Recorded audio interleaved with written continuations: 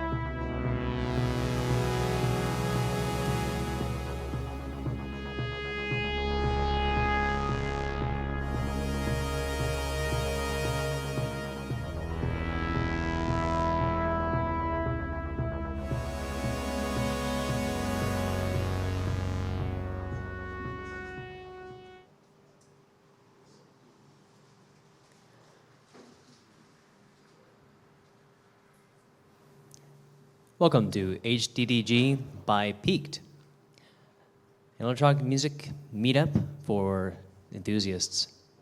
I'm your MC, Corey Luna. On AV, we have Rich Hogben. We are hosted here at Supply Frame in San Francisco.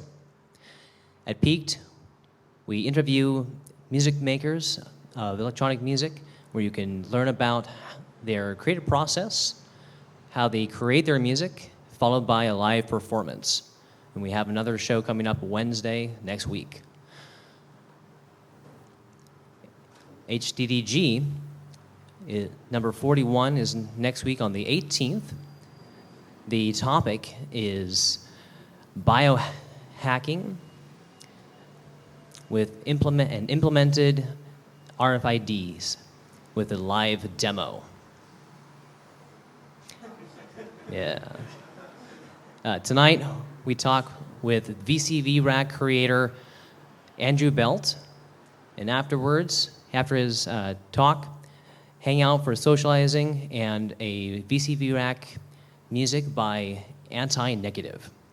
So please welcome Andrew Belt. Thank you so much for coming out. I'm really excited about the turnout. This is fantastic. So thank you again to the HDDG event hosted by Supply Frame and Peaked. And today I'd like to talk about VCV Rack, the history of it, what it is, the new features of VCV Rack, and then give you some of the future developments about it. So I'm excited to present VCV Rack 1.0, and this is sort of a release party, which is where all this pizza is coming from. No, thank you for coming out and seeing this talk. So as you can see and you just heard, this is VCV Rack being played in the background here. And the idea of this is it's a piece of software which goes back to the original creation of the modular synthesizer. And in the late 60s and early 70s, Don Buchla and Bob Moog invented the modular synthesizer, which was, you can think of it as sort of like Legos of synthesizers. And it was actually the precursor of the modern synthesizer. So instead of purchasing a single unit that would play sounds, you had to piece together each sound component into one patch. And then you connected cables in the front and then turn knobs and sliders on the front as well to create your sound. And so VCV Rack is an emulation of these older platforms, but it's also a modernization of it as well. It's based on the Eurorack standard, which came out, I think, in the 90s, and then it's been very popular. It's increasing in popularity as more people get all this hardware. But it's still a little bit out of reach for all the people that want to create modular synthesis music. So VCV Rack is an open source platform for Mac, Windows, and Linux. And it's completely open source, which means that you can download and use it for free. And you can also view the source code, make your own plugins for it, and make your forks and hack onto it. And I created this project, I think, starting in 2016 or so, released it in late 2017. So it's less than 2 years after its public first release, and it's taken some time, but 1.0 has finally come out, which is exciting for both me and the users that use it. This patch behind me was made by, I forget his last name, it's Lars, in dedication of this 1.0 launch, so I thought it was kind of appropriate to play here. So the idea is, you can zoom in and view all these modules, which are made by different creators and different software developers. And you can take a cable, and then you can drag it to any other location. So I can take a cable here and then drag it into other inputs like this or whatever. And you can create modules by right-clicking on an empty spot and then viewing a demonstration or a sort of overview of all the modules that you have. You can sort through them and search for what you want. And then once you find what you want, whether it's an oscillator or a filter to process sound, you can add it to the rack and then move knobs just like you can with the real hardware. So as you can see, everything is front panel patching. There's no back or there's no other menu that you need to use to make these patches. It is completely what you see here is what you get. And so all this audio and all the modulation is flowing through these cables. It finally gets to the output, which is this Audio 8 module here, and that's what you can hear. So the goal is to produce signals and then combine them in ways that you feel fit, and then you get your final audio. So let me ask, who has heard of VCV before this presentation? Awesome, that's fantastic. Okay, more than half of you, I think. And then how many people are interested in hardware or watch YouTube videos of Eurorack hardware and things like that? Great. Okay, so I think a lot of people in the audience and in the world use VCV as a sort of hardware emulation. This music's too depressing. I'm going to turn it down. All right. I love it. It just needs to be in the major key or something. But okay, so VCV is a way to kind of get a simulation of hardware. But a lot of people are using it in ways that you can't use it. You can't, flex hardware to do. And it combines the best of both worlds to give you a sort of digital in the box platform that does things that connect outwards and connect with all of your hardware and modulation, controllers and things like that. So I'll be talking about that really quick. First off, VCV Rack. I started the project 2 or 3 years ago. But today, it's not just me. It's VCV is a collaboration of the developers that develop for Rack, as well as me and all of my collaborators that I work with directly. I have a graphic designer, Wes Milholland of Grayscale. He makes hardware modules as well, so he's an expert of the Eurorack and Buchla format in hardware. But he's also a really great graphic designer. That's kind of his main focus is product design and making something that users can really connect with. So this is a huge collaboration. We have, I think, 150 individual plugin developers, and each of them are using this open source SDK or API to make modules and then put components on it, program the digital signal processing or the DSP code, and then release it as a package that users can download. So I think since its release, we now have about 120,000 users, and several of those users support the project by purchasing the plugins that we release commercially under the VCV brand. You can also buy other third-party plugins through the VCV store, and all of this supports the community financially, and all the people that develop all these plugins are supporting it through their time and their dedication and skill and expertise. So it's about 150 people involved with this, And between them, they've made about, I think, 1,200, maybe 1,400 modules. I lose count every day because there's new stuff coming out every single day. I think at least 2 or 3 modules per day, which is more than I can learn if I was constantly using this software just as a user. But to each their own, they can create patches which they use modules that they like or that really appeals to them. And it's kind of like a really musical sort of Legos. It's the closest thing we have, I think, to this original hacking idea of putting together components like Legos into something that you have created on your own rather than using other patches or other people's work. So it's a really great way to just learn about synthesis and then do something that is inspired or that you were inspired by.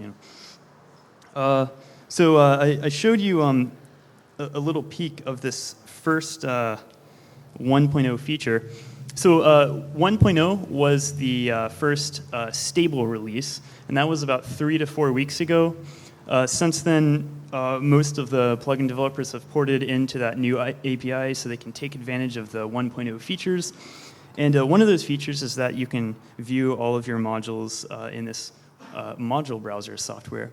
And so you just right-click in the rack or you hit enter, and then you can start searching. So I can say, I just want a VCO or voltage-controlled oscillator, and then all these VCOs behind me are pulled up. And I can just scroll through here. I see the descriptions and then the names, and I can put them in my rack by just clicking and dragging. So each of these can be explored for hours, but a lot of them follow classical techniques. Like this is just a low or high pass filter, and each module has its own sound because it has its own DSP and its own appearance and workflow. So to make modules a little bit easier to move around once you've added all the modules that you want, we added this feature called force dragging in 1.0, and you hold Control or Command on a Mac, and then you can just drag a collection of them to shove everything out of the way. So this would take, what I just did right now would take me about 15 minutes in hardware because I have to unscrew everything, and then I have to move all the power supply of each of these modules, and it's a pain. But with this, it makes it a little bit easier by just clicking and dragging, and I can move everything. I can take this module here, I'm dragging it around, and then if I want to put it in between something, I can just hit Control, and then now it's between these 2 modules, and I can drag this one back. So it's a really great way to assemble your virtual hardware rack so that you can begin patching. So once you begin patching, we've added some really cool features that give you the ability to use multiple voices, and so that's called polyphony. And let me restart this with just the default template patch. When you download Rack 1.0, this is what you'll see. This is the default. It's a pretty good starting place for beginners, but for experts, it gets you right into what you want to do. So this is what's called a subtractive patch, and a subtractive patch starts with an oscillator which is currently oscillating, even though you don't hear it, and it's passed through a filter and then through a VCA, which is a voltage-controlled amplifier, to adjust that sound. So if I select an output here, then I can begin playing with my QWERTY keyboard.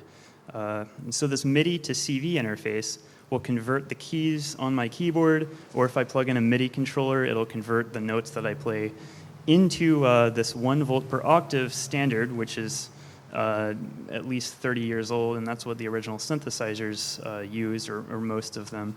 And a gate signal, which is a signal which is 0 volts whenever you're not pressing a key, and 10 volts whenever you are holding in a key. And so I can just play this patch. It's like a normal synthesizer. And from this, you can just add modules and add more modulation to this patch, and then just remove this patch, and then it'll get you going. In 1.0, so this default patch is new for people that need a little bit of a kick to get started, but it's also designed to make polyphony very easy. If you right-click on the MIDI to CV interface, you can just select polyphony channels. And let's say I want to play 4 notes at the same time. I just hit 4, and then all these cables just got thicker. And the reason why is each of these cables carries 4 voltages, or 4 channels, or 4 signals. And they're thinner than this cable. That's a monophonic cable, which only carries 1 cable, or 1 signal. These are now carrying 4. So if I play 4 different notes at the same time, I can make a chord. And that's very good for people like me who play piano and chords on a synthesizer. It's a generalization of modular synthesizers, but it makes it very easy to do that without rethinking your patch or trying to put in multiple modules. And what's happening on the core is that each of these cables, when I request 4 channels of polyphony, each of these cables will carry 4 signals, which will then be routed into the V per aux signal right here. The voltage-controlled oscillator will start oscillating with 4 independent engines based on the pitch input here. And then the outputs of each of those 4 engines will create 4 different saw waves because I have a cable plugged into here. So it sends all those 4 saw waves out into this cable. It sets 4 channels, and then it passes to this VCF. The voltage-controlled filter then recognizes that it has 4 channels, outputs 4 filtered channels, and so on. So everything automatically just turns into polyphonic without having, separate modules to achieve those multi-engine DSP kernels. So at the very last module, you have the audio 8, and I have these 2 polyphonic cables being plugged into the left and right, each with 4 channels. Audio 8 obviously can't play 4 channels at the same time, so it just sums them together. And the sum is what you hear when I play a chord. So I can just play anything like that. It supports up to 16 channels, so you can use MPE-capable devices if you have one of those touch controllers like the Rolly or Lightbridge or whatever they're called.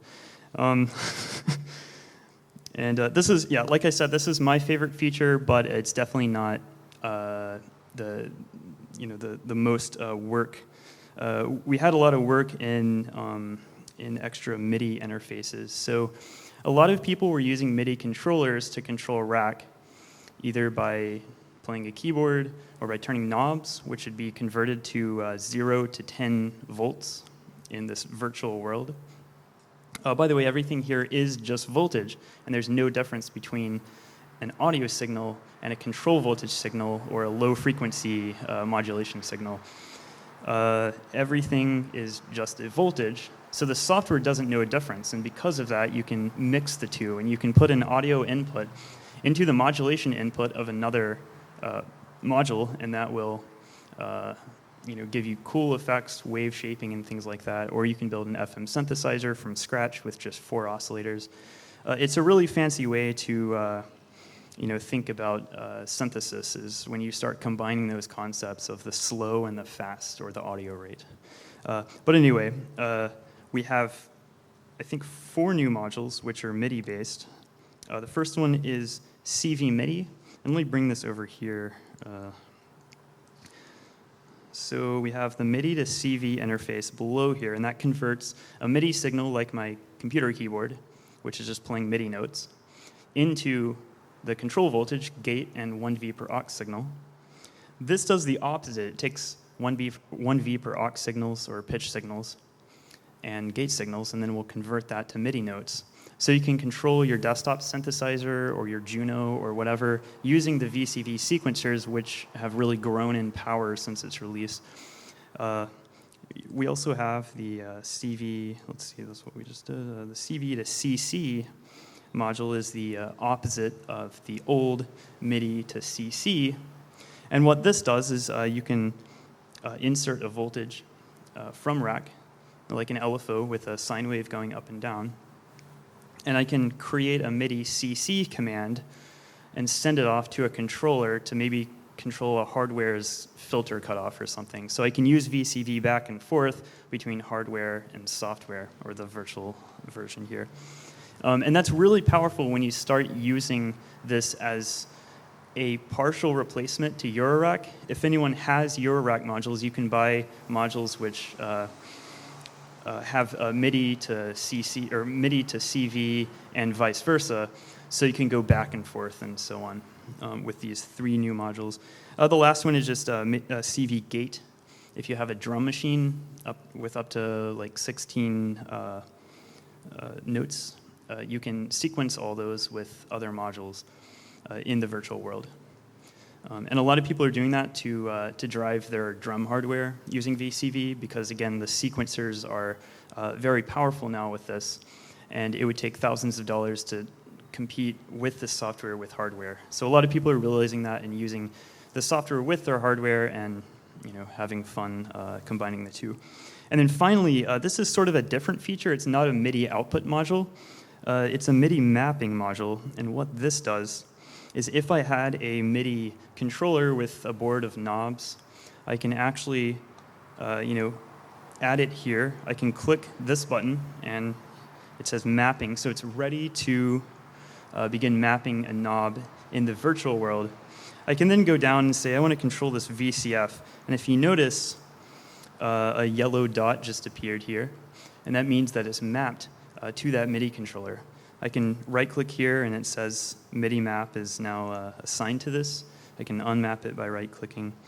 And if I had a MIDI controller, all I would have to do is just turn the knob. It would recognize that knob when I mapped it, and then I can turn the knob and control every knob or slider or button in VCV Rack. So that's one of, I think, the most exciting features for everyone else. I have a lot of MIDI controllers, so it makes this software very hands-on instead of just using a mouse. You can control 2 different knobs at the same time, which you can't do with a mouse.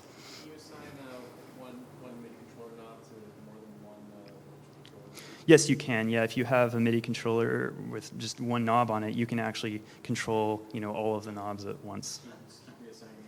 Yeah, you could do that. Yeah, you could also just assign to multiple ones, and if you control the filter cutoff, for example, you can control all 4 filters in your patch or something like that.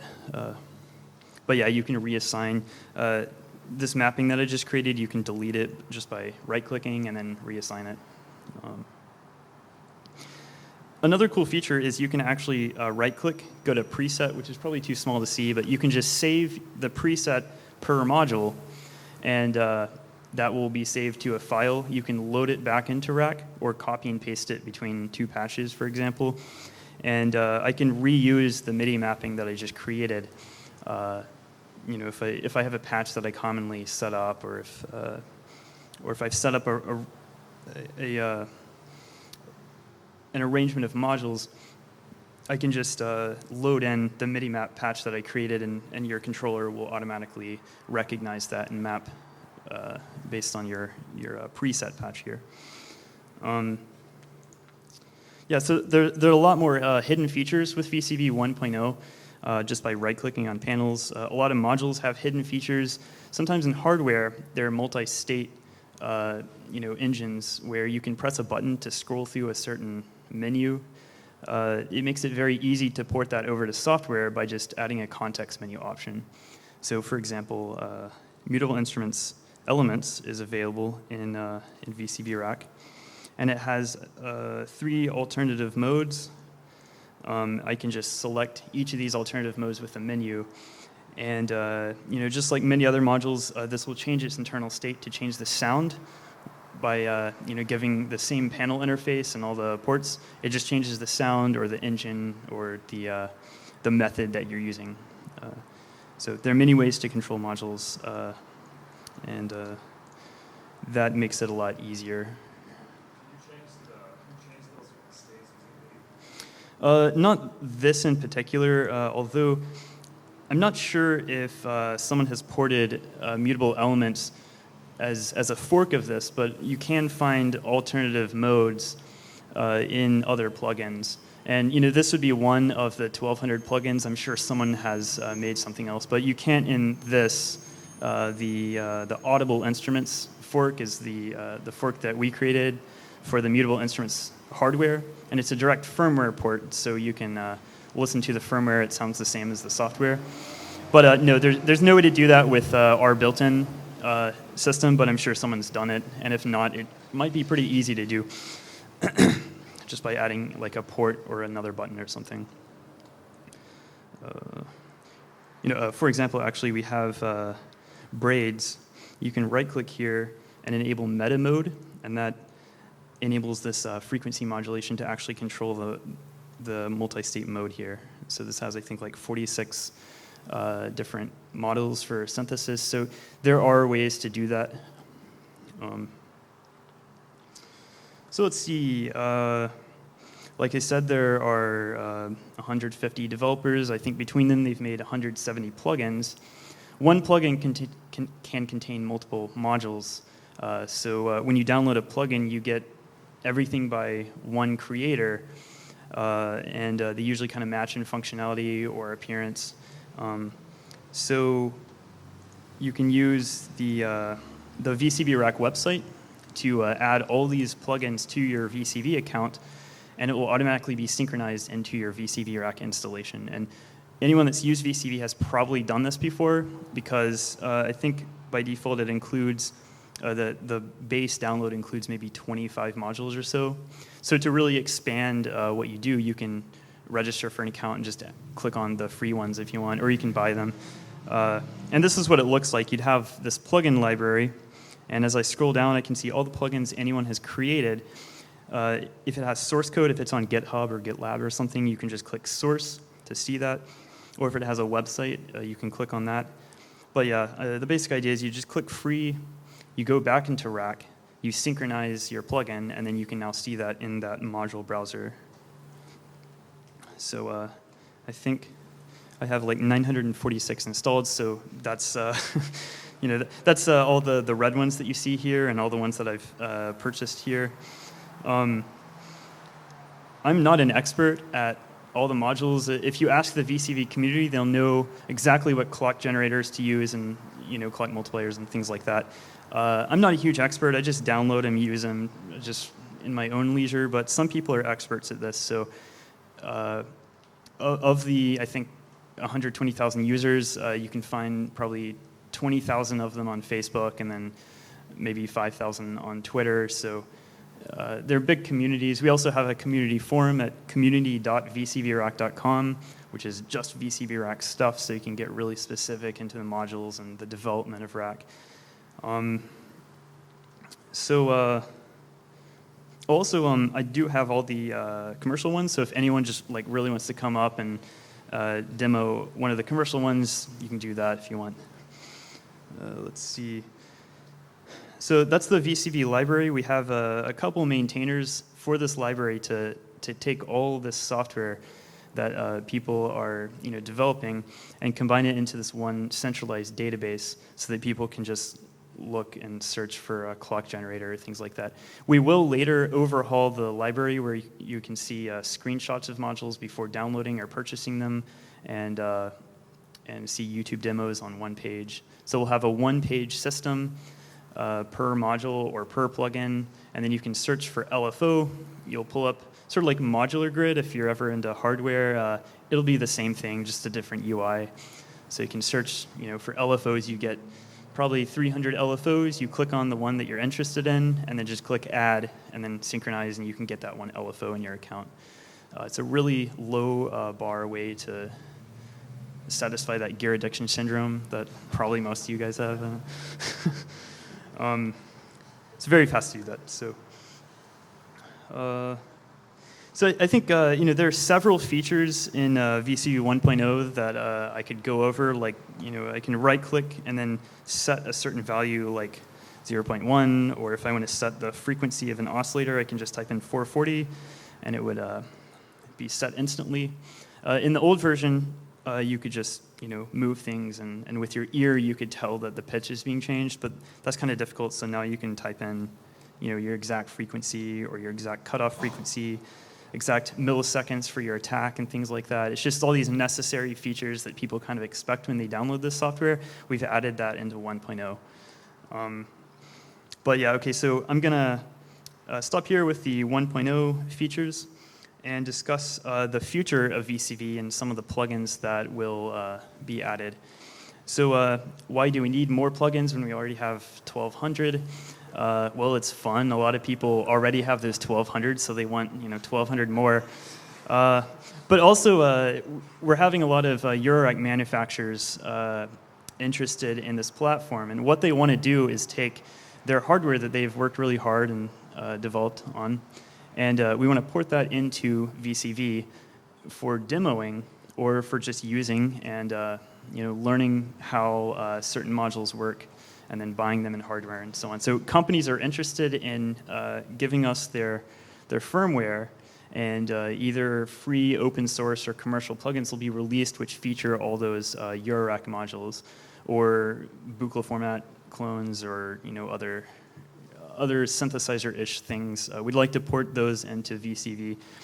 And so let me open up my development version of Rack so I can show off these unreleased ones.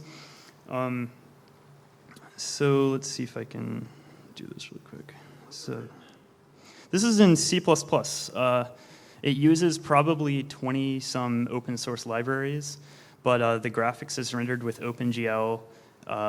We use NanoVG, which is a really great vector graphics library.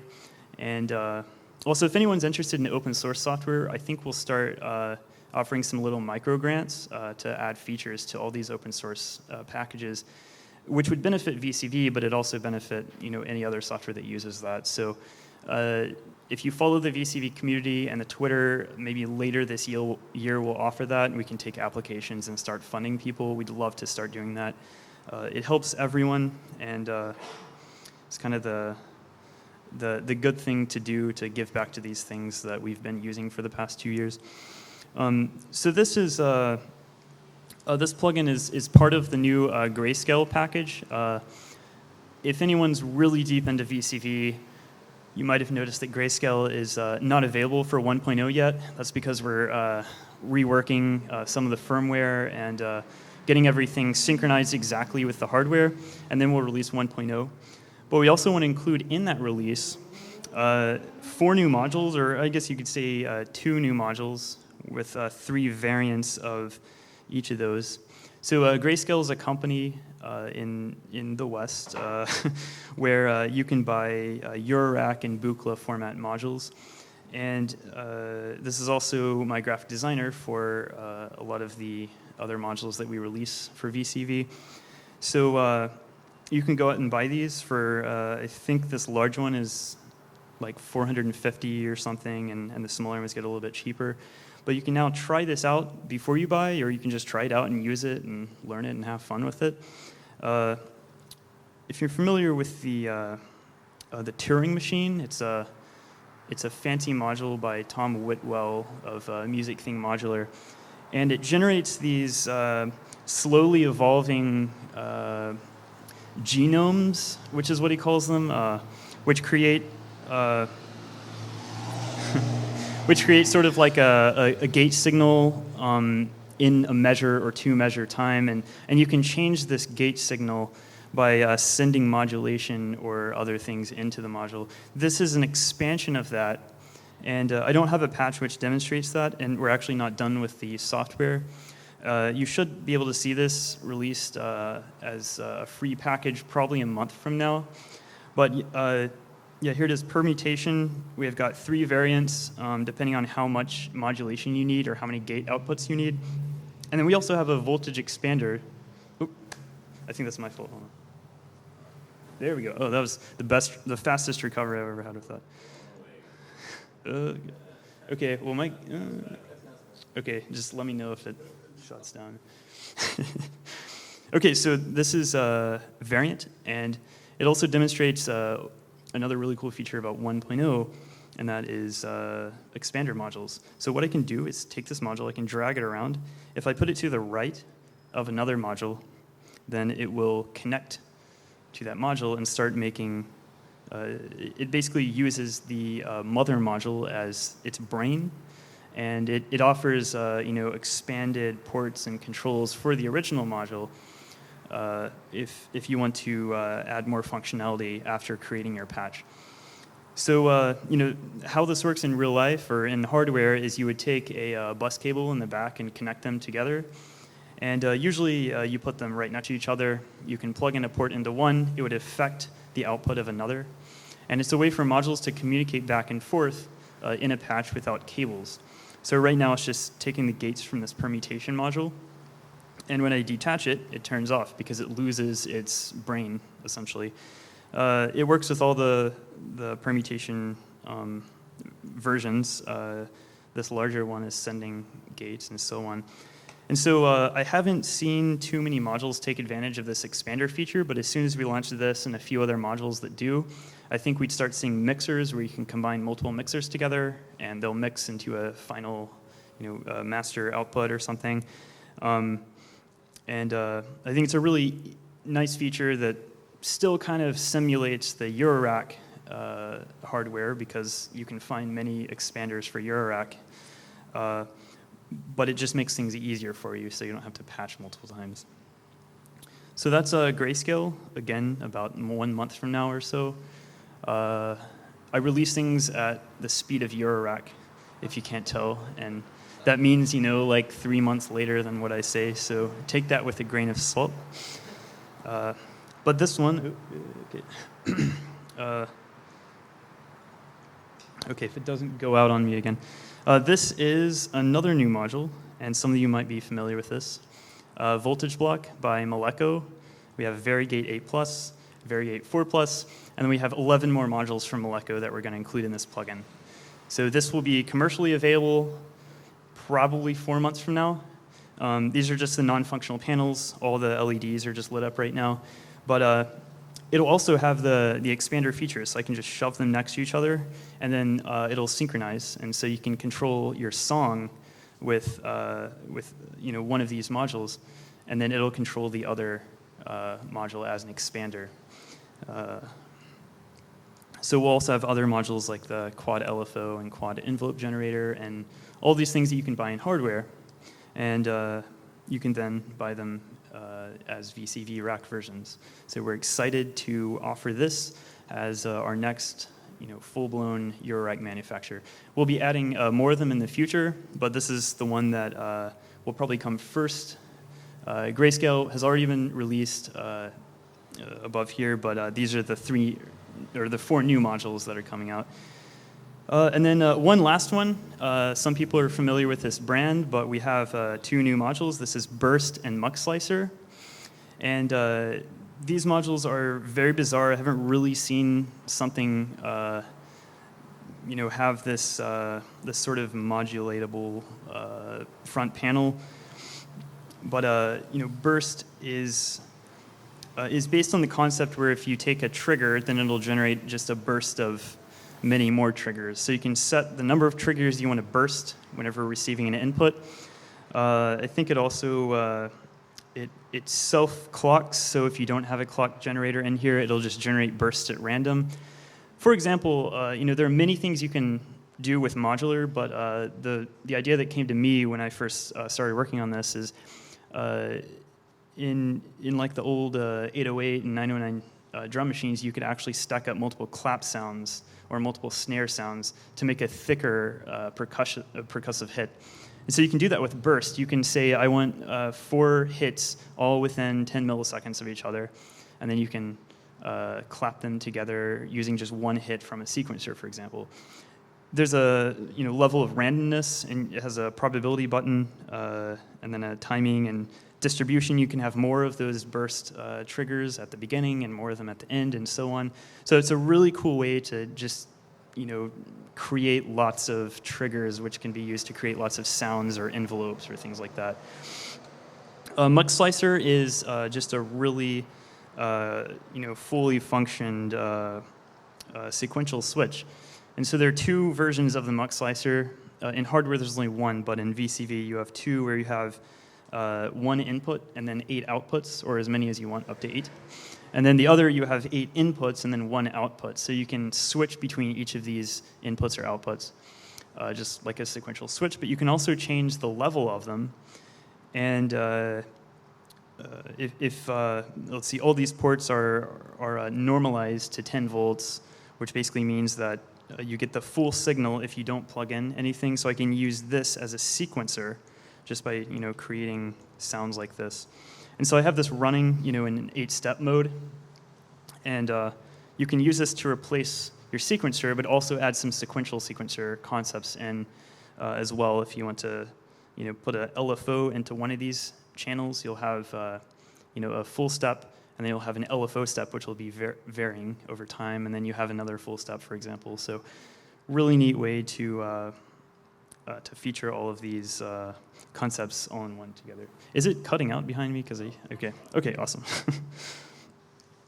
All right, so those are the immediate new plugins, and I'm excited to be working on this with all these 3 companies. And so I think I'd like to give you a really quick development tutorial. And if you're not into development, it's at least a really great way to see what it takes for developers to make these plugins. And it's very easy with 1.0. We have a manual. If you go to the VCV website and click manual, you click plugin tutorial or plugin development tutorial, and then you just follow that, and you should have no problem working with the Rack SDK. It supports any sort of editor or text editor or IDE, and it just uses the command line to build things. So it's very easy on all 3 of those platforms to build something. So let me close this and do a little terminal demonstration here. Is this good for the people in the back? Awesome, okay, awesome. All right, so the first step is to download the Rack SDK, and you can find that on the plugin development tutorial when you go to that manual. Once you download it, you can put it in a place. I've put it 2 directories, or let's see, 1 directory behind me. And so I just give it a command to generate my initial plugin template, just like you're creating a new NPM project or something. It's the same idea. So what I would do is type in helper.py, which is the helper script for creating all these templates and build your plugins. And I would create, I would run the create module or create plugin command. I would type in a plugin. Let's just call it my plugin. I hit enter, and it'll start interrogating you with information about your plugin. You can just fill out the default information for all of these things. And what it's done is it'll create this folder called my plugin right here, and then I can cd into it and get a list of all the files it created. So we have a make file, which is just the one-stop build solution for this. The plugin.json includes all that information or the metadata that it asks you about, and you can edit that file to change the name of your plugin or the tags of your module or whatever. Your source code goes in source or SRC, and then all your resource files like graphics and your SVG vector graphics files will go into res. So what I have prepared is a little plugin here. I just created a my module plugin. And the interesting thing here is you can see you can see a color code for the components that will go on this panel. So in this sort of color code, which is in the manual, you can see magenta, which will represent an LED or any sort of multicolored light. And red represents a parameter, or a knob in this case. Green is an input, and then blue is an output. So this is just the simplest oscillator that you can design with a little LED that will blink, for example. And so what I want to do is use this panel to generate my template C++ file. And like I answered your question before, this is in C++. If C++ is not your forte, we are implementing a new plugin called VCV Prototype, which takes a lot of scripting languages and offers a panel where you don't even have to design your own panel. You can just start working with prototypes. That's why it's called VCV Prototype. And you can create a little script either in JavaScript or Python or whatever scripting languages we add. We hope to add like Faust and Julia and just any weird stuff so that people can experiment with whatever their favorite language is. And they'll be able to right-click the panel and then load a scripting language. But this right here is how to create just a raw C++ plugin, which gives you all the functionality that VCV has to offer. So what I want to do here is I've downloaded the panel to mymodule.svg. I'm just going to put this in res, and you can use Illustrator or Inkscape or anything to design these SVG files, as long as you can just get a compliant SVG. There are a few limitations, like you can't embed images or fonts in there. So you'd have to convert your fonts to paths, and that saves you legality problems as well for distributing fonts. So it kind of helps out everyone in the end when you just distribute your burned-in fonts into this vector graphics format. But anyway, so I have this SVG prepared here, and I'll use this helper script, which I use to create the plugin template. I want to create the module, and it's called mymodule. The resource file is in res/mymodule.svg, and then let's create a file called mymodule.cpp. And now it's going to question me with stuff. Let's put a space in here, and then here we go.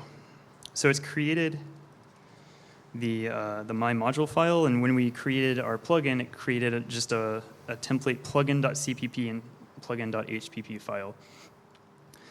So we should be able to compile this now, but first we have to enable the plugin. Let me increase the font here.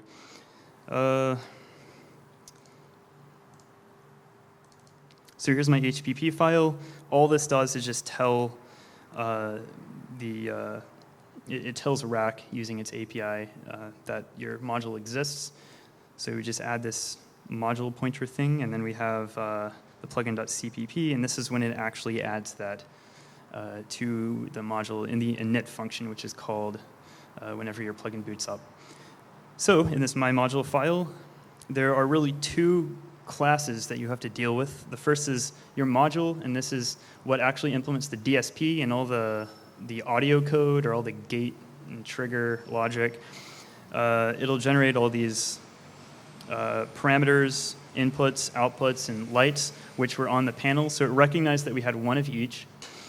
And then it'll generate this process function, which is where we would put our DSP. So in this process function, the goal is to advance the time forward by one sample. So if you're at 44.1K kilohertz sample rate, then this would advance in time by 1 over 44,000 seconds.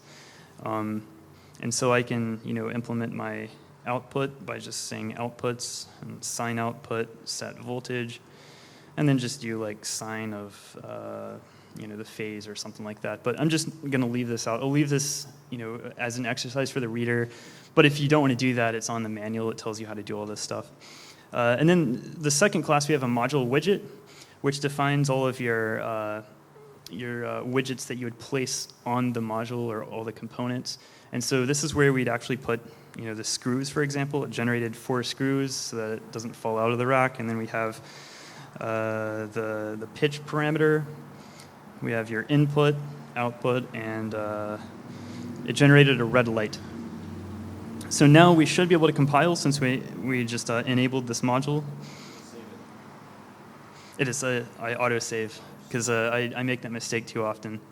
There we go. Okay, so I can run make, and if everything's good, then it'll compile. So what it does is creates a plugin.dylib file.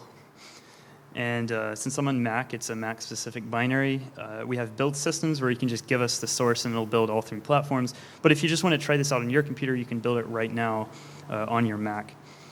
And so if I go back to Rack in the development version, I should be able to find the module here. So I just right-click, and then here it is. It's my module with this pitch knob, and I can interact with it because it was, what color was it? Like pink or something? No, that one's pink. I don't know, that was yellow. Red. Okay, you win. If I had candy, I'd throw it here. So yeah, this is a fully interactive knob widget, and you can change the appearance of it by just changing the source code that it generated. We have the inputs, which are automatically connected to the process function, and then the outputs, and we can set the value of this LED.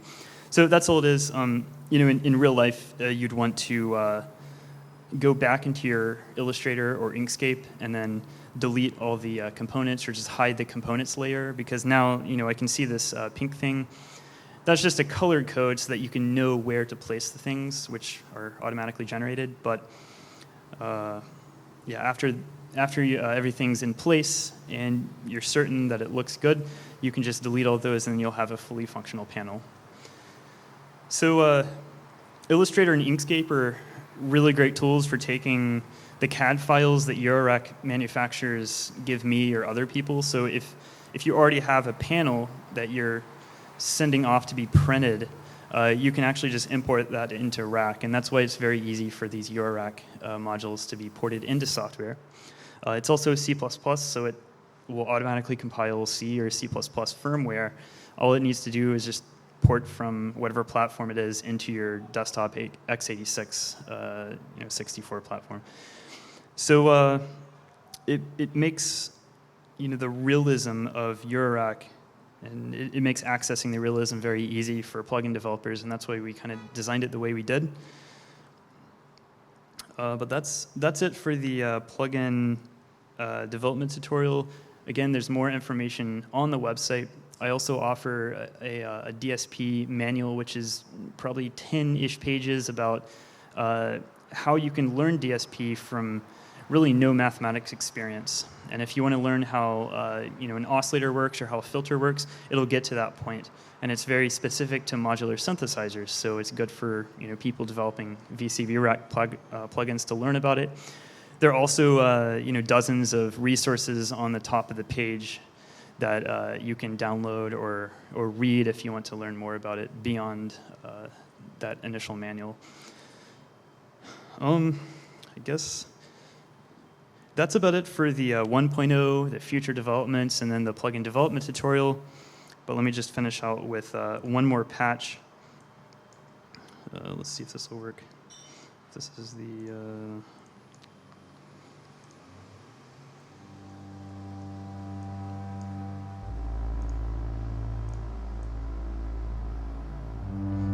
This is a very quiet patch. But anyway, so I guess right now I'll just kind of show off what's in this patch really quick, and then I'll finish up. Some of my favorites here are this new Geodesics plugin. And Geodesics was the result of two people combining their expertise. And this is why the plugin development community is so powerful. Everyone's very well connected. We know each other's names. So this is created by a programmer named Marc from France, and then a graphic designer also from France named Pierre. And they came together, and they realized that they were lacking in the skills that each other had, and then they combined together to make this thing, which is it's a really crazy synthesizer. It's very beautiful. You can buy T-shirts with the outline of it, and they're just expanding. And I'd love to see this be ported back into Eurorack, and you go the full circle if you do that. That's actually happening with Volt, and I'm wearing the T-shirt for Volt because it's probably my favorite audio to ever come out of a VCV Rack plugin. Volt works for Wolfram Research, I think, and he's just an expert at modeling analog circuitry. So he can take any circuit or any synthesizer or drum machine or anything, understand how it works to a very intuitive level down to every part, and then combines that together to make a DSP implementation of it. And so that's what he's done with all these plugins. And whenever I right-click, I think they're some of the first that come up. He's just got several, and all of these are top-notch.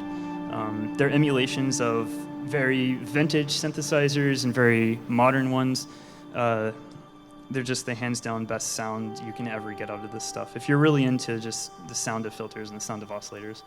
So Rampage is also hardware. Oh yeah, Volt has made hardware from the software. So normally, most people porting hardware to software meticulously design their DSP algorithms to model after the hardware, or after the hardware. But in this case, he wrote the software and it sounded really great, so he was trying to find analog circuits that would sort of match that. And so he released, I think he has like 3 modules now. One of them is analog, and then 2 of them are digital.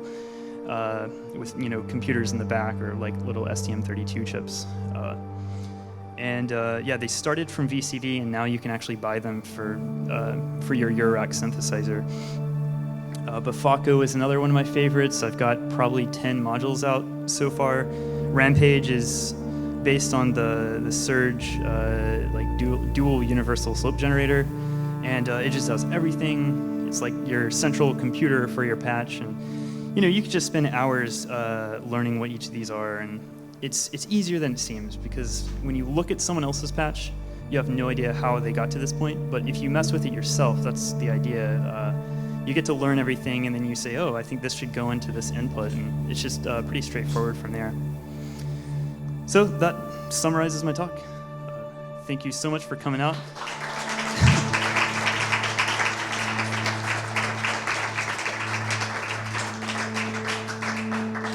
All right. Yes, let me turn this down first. Here we go.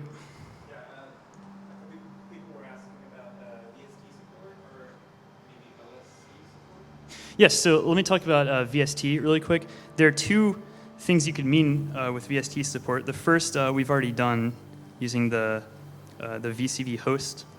And this allows you to host VST plugins within VCV Rack. So if this is my presentation computer, so I don't have too many VSTs in here, but I can load up a VST.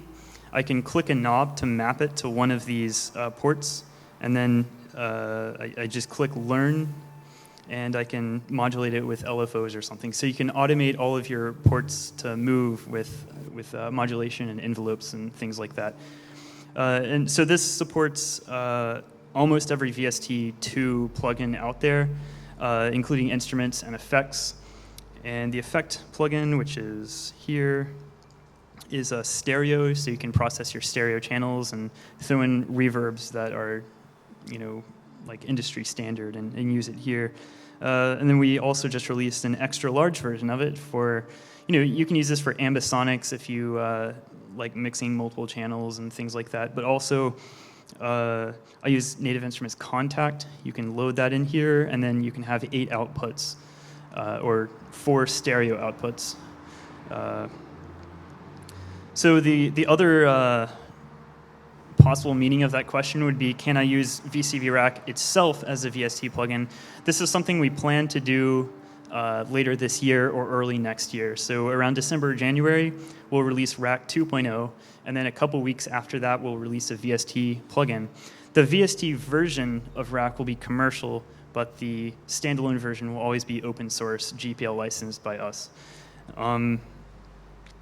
And the VST commercial plugin will give you full modulation of all the parameters. So you can use Ableton Live or Cubase to draw curves, which would then play back and adjust the knobs and parameters in VCV Rack. I think it'll support 16 inputs and 16 outputs, so you can use it as a multi-effect processor. And there are just several things you can do. Also, modular synthesizers can make wavetables and subtractive patches all day, so you can use this just in your standard electro, like house music, if you want. Yeah, so the bridge sort of works, but it's non-supported and it's deprecated by us. It just became too expensive to support because we've gotten, I think, over 500 support queries about bridge, just getting it to work with their system and stuff like that. And we realized this is something that wasn't really in the direction of where VCV wanted to go, but people still wanted it, so that's why we're commercially offering the actual VST plugin. So instead of a bridge, and he's talking about VCV Bridge, which is a way to load up the standalone version of Rack and then load up a VST plugin in your digital audio workstation software and communicate between the two. And you can send MIDI and send inputs and outputs in audio. But we just had so many problems. It's just a design. It's an expensive design disaster. So we dropped support for it. It'll still work up until version 2, although it'll still have all those problems. So we're just working on improving it later. Yep. Yes. Yeah, there's no UI for it yet, but you can actually just open it up in your favorite text editor. Let's see if I can do that. If I'm doing this the command line way, but you can just open it up and actually, let me show you this way. So in Finder, all of your settings for Rack are stored in document/rack on both Mac and Windows, and then on Linux, it's the home directory /.rack. So you go into that folder and you open up settings-v1 with, let's say, Sublime text. And then what I can do is change all the cable colors with this. So everything is JSON in VCV. So you can unlock a lot of hidden features like the frame rate. You can decrease the frame rate from 60 down to something lower to get better performance. You can disable autosave if you want to get even better performance and things like that. But yeah, you just set the cable colors with HTML triplets, and it should cycle through those. So a lot of people are making their own color schemes, which kind of inspire their patches. You can recognize that it's one person's patch by the color of their patch cables. We like doing that way because it gives people something to kind of visually customize. We'll just cycle through like 6 or 8. It's like 6 or 8. Yeah, so let's see, if I delete just this one,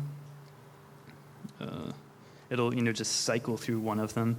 So let me just prove that here. So for every cable I create, oh, what's happening here? Oh, that's right, this is the development version. This is the main version. Yeah, so now all these cables are saved into the patch, so they'll be unchanged, but now it'll only be yellow. So if you only like yellow cables, you can comment that out. If you want to have like 20 different cable colors, you can do that as well. Just extra customization. Did you have, yes?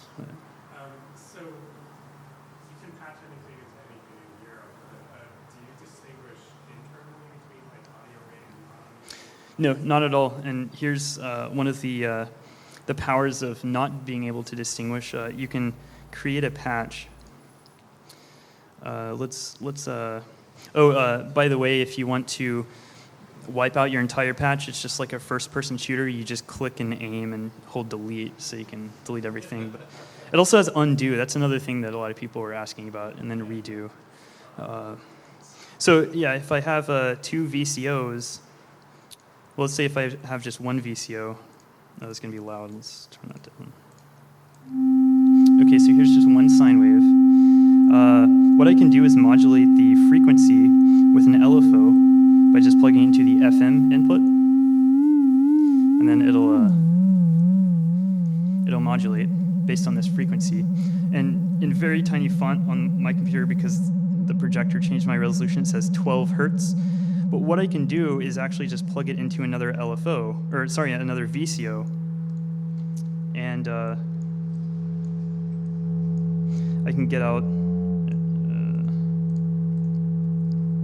Let's visualize this. The scope is a really handy way to see what's going on with your patches.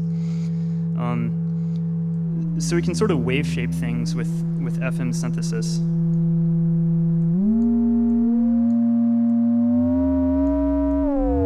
Just by modulating very quickly, and that's essentially what that does.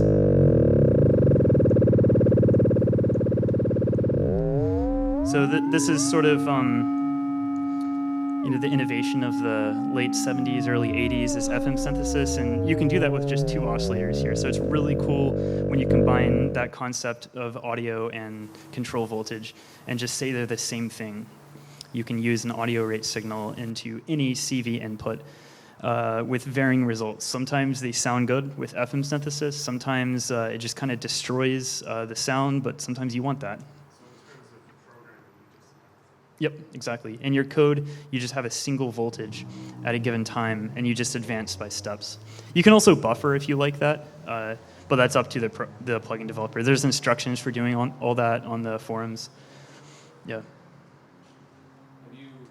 Are there any hardware manufacturers that you've gone out and actually chased down and try to get modules into? Somewhat. Sometimes they come to me because they're using VCV as a sort of demo platform. But a few people have, like some of the Eurorack manufacturers that I haven't mentioned yet, I've chased down as well. So, people are pretty receptive to like, well, if I do the porting or if I hire someone to do the porting, then as long as it's good, we'll allow it. So a lot of people are up for that kind of thing. Yes. Oh yeah, so video modular. One of the kind of hidden features in Rack 1.0 is if you go under engine, you can set the sample rate to almost 1 megahertz. So this is a 768 kilohertz. That is getting close to the video modular form, and there are other, or the video modular sample rates that you need to fully get analog video in this platform. What you would need is oscillators that can go up to that high, and then you would also need very efficient oscillators, because since you're going at a higher sample rate, you have to generate 16 times more voltages or signals. And I'm somewhat soon, maybe before the end of this year, I'll be releasing an RGB VGA monitor plugin. So you just give it a scan line and a reset and the RGB colors, and then you can view what you're doing. So later on, maybe several months after that, you can just load an MP4 file and then play it back into this analog signal, and then filter the signal, run it through sample and holds, do all this sort of weird stuff, and then you can mess with it in visual form. And since the zoom kind of allows you to full screen a lot of this stuff, I think that's a really attractive feature for visual artists. And VCV is not the first software to want to attempt to do video modular. I could name probably 8, but it has a large collection of already existing modules, so you might as well use that for the higher sample rate stuff to get video. Yeah. Can you explain about the latency, the sample latency? Is it like the order of the modules in the block diagram, or Yeah, so I think in Max and Pure Data, it is the order of the modules on the screen defines the rate, or the order of execution here. But the way that VCV Rack works, or how the internal engine works, is every cable induces a 1 sample delay, and the algorithm for stepping all these modules is to step the modules, and then step the cables, and then step the modules again. And you alternate between that frame by frame. And it is multi-threaded, so that you have 8 threads stepping the modules, and then 1 thread that just goes very quickly and sends all the outputs to the inputs that are connected by cables. So what that allows you to do is make self FM patches. I really like doing this with my own patches. If we have a normal VCF here, say that I just don't want to use another VCF to wave shape this, but I want a sound that's a little bit less boring than a sine wave, I can just take this sine output and then plug it into FM, and then I can self-modulate it like that. So you get really weird stuff. You can take this out and go into a saw. And these are wave shapes that can't come from those original geometric waveforms, the sine, tri, sol, and square. But the self-patching allows you to have a very fast feedback loop, which is only 1 sample long. And that's the reason for doing it that way. Yes? Is there any way to record parameter changes? Yeah, there's a new module that just released. This is third party. I think it's in a plugin called Pack 1 if you go onto the VCV library website. Let's see if we can find it. Yeah, here we go. I think it's called, there's remove. So what I would do is I click the map button, click the frequency of this VCO, and now it's scrolling through, it says that it's mapped. I can hit record, and then any movement I do is going to actually be recorded on the screen here. And then I can stop it, I can play it back, and then hands-free I can control that VCO. You can also trigger it and then speed it up based on CV. But this is a third-party plugin, so you can theoretically design plugins that can control any part of Rack, even other modules. And it can get kind of abusive sometimes, because if you have access to other modules' parameters, you can do really weird stuff, but people are using it in very creative ways, so we've kind of kept it around. Yeah. Yes. Oh yeah, the OSC. There is just one module that I'm aware of that is basically an alternative for that MIDI to CC module here. I don't know too much about it because I don't actually use OSC, but it has the same idea. You select your device and then you can, I think it allows you to actually map parameters directly like I just did. I've also forgotten what it's called, but if you go into the community VCV forums and just search for OST or OSC, I'm sure that you can find the name of that plugin and it should be available. Yeah, that's right. Yeah, Trowelsoft. I forgot who developed that, but yeah, I don't know. Like I said, I'm not an expert on the modules. I only use like 1/3 of them because I don't have time. It's just too much. But not every module is for everyone, so you just use what you need and only load that into your patch. So it's usually not that overwhelming. Sometimes it is. Yes. There was some talk in the earlier versions of VCV having geo commands for smaller portable devices such as Raspberry Pi and such. Mm-hmm. Yeah. Has there been any talk of successful implementation of those kind of level devices, or is it just kind of beyond? So there are forks of VCV Rack for ARM64, I think, and there's like an open source hardware project to try to put that behind a Eurorack panel. I don't really know where it's going. I think they have some, they're pretty far along in development. They've already made the software work. It just runs. Yeah. Okay. Yeah. But yeah, I think it just runs Linux, and then you can load up a patch. Rack sort of works in headless mode, so it's very close to having full headless mode support. Maybe that will be a version 2 thing. It's just a weekend of a project. It's not that big. But yeah, so we need like a headless patch loader. You plug in a USB drive. I assume that's how it works, and then it loads a patch off of that, and you can hear it and you can modulate it using the inputs on the front panel. But yeah, that's his plan.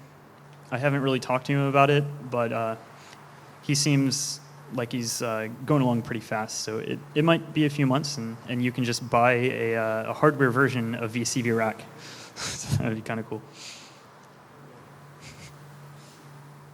Yes. Are there any graphic standards for the modules? I see like a variety, but it's like we have a little tiny bit of 3D in there. But Yeah. subtle. How does the community react to like shiny 3D buttons? Yeah, so some knobs are shinier than others. I think this is the design that we kind of went with as the standard setting. It's very easy, which means that a plugin developer that might not be a good graphic designer can still make something that fits in with the design, and it becomes a good design. There is a little bit of a shadow here, which is automatically added, but you can turn it off. So by kind of automatically adding it, we get this pseudo flat design. And for the other modules, there are varying levels of graphic design ability with all these module creators and plugin designers. But what we like doing is kind of opening it up and just saying that anyone can have any design. We're happy with it.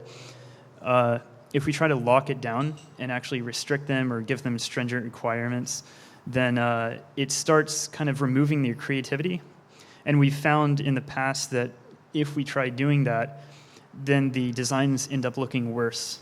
So by just allowing people to flow and make new iterations of designs, that incremental method kind of gives you better designs in the long term. So that's what we do. We just kind of let it free, and we offer an example. And if you don't want to follow the example, that's perfectly fine. We also have rendering limitations. If you try to render like gradients and weird things, GPUs are not really good at gradients and like very detailed text, for example.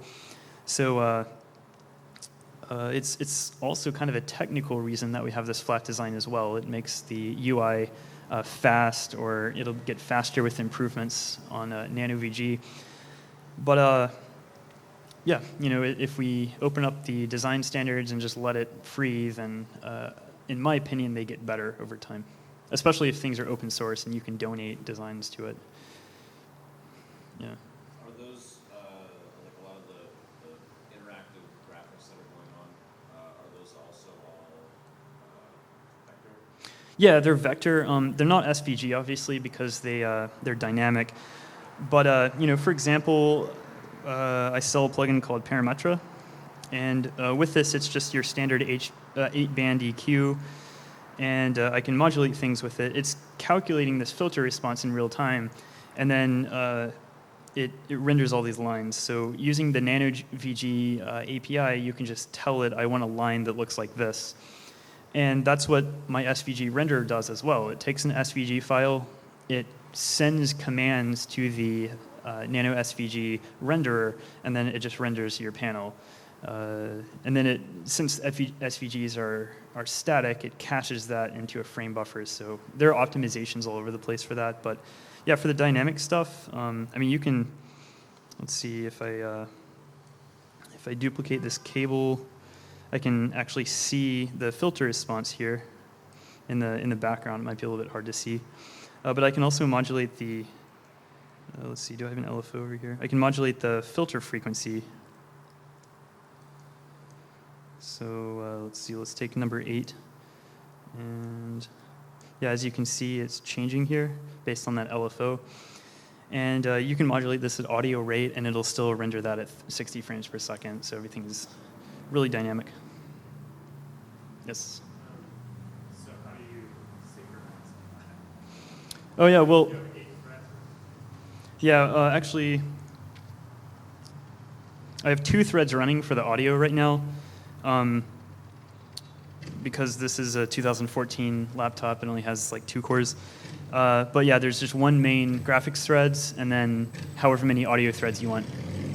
For synchronization, there are ways to, well, like if you change a knob or something, it's just setting that value directly, like as an atomic, and then if you repatch, if I plug something in, then it does wait until the audio buffer is filled and then repatches it. But it's quick enough to where it's less than a 60th of a second, so it looks real time. Sorry? There's no locking? There is locking whenever you repatch and add modules, but for normal use, like if you're doing stuff live, as long as you're not repatching, then there's no locking going on. At the software level or the user level? Yeah. In the software, all the threads, they spin lock every sample, right?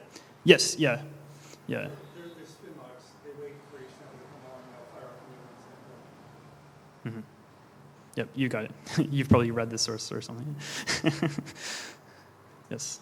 What are your favorite modules? Ooh, my favorites. That's a really great question. So I use Parametra in a lot of my patches, but that's kind of like an advertisement because I made that, and it's $30.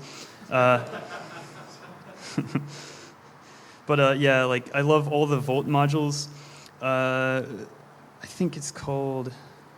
Ooh, Volt just crashed my computer. Let's see.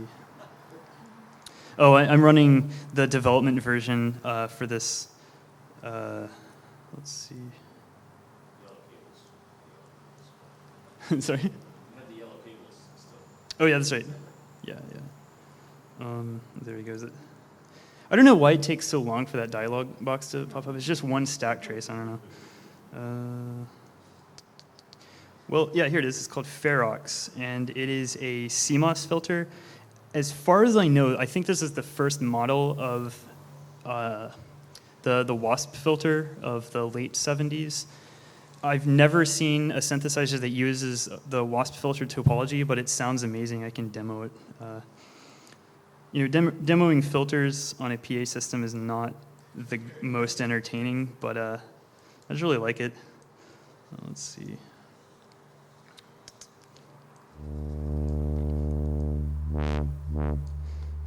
Let's see here.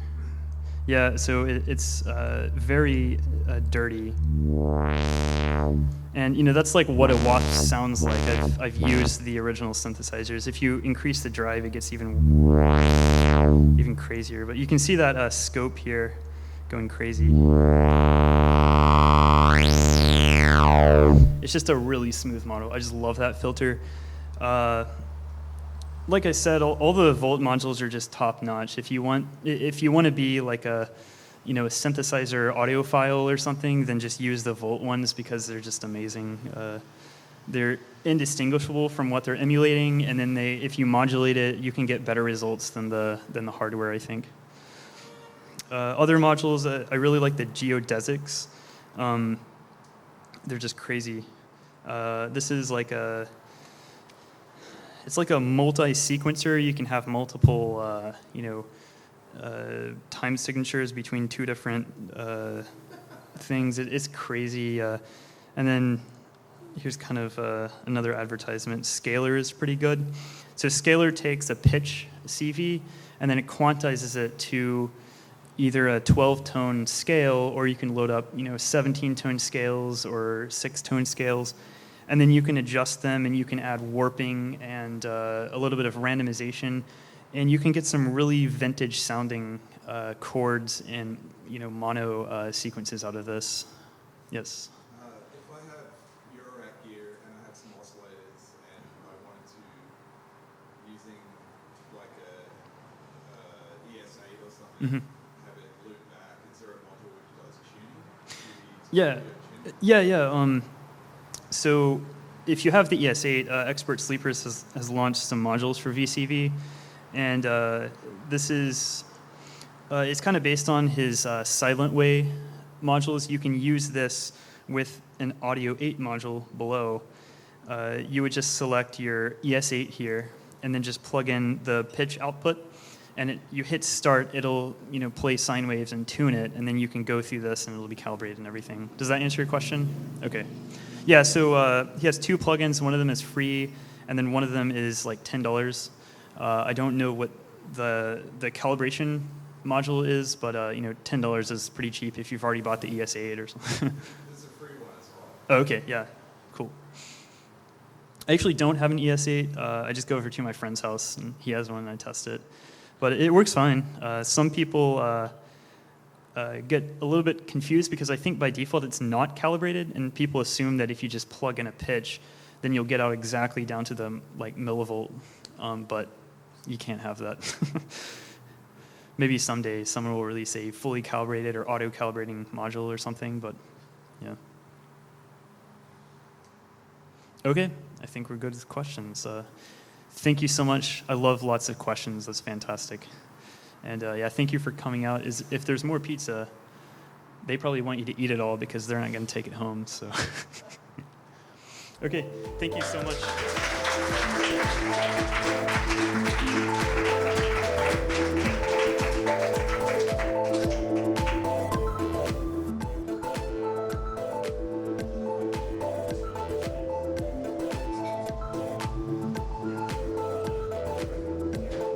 Let's hear it again for Andrew Belt, guys. Thanks a lot for coming, everybody. We're going to take a few minutes break, and then we're going to have Anti-Negative do a performance on VCV Rack.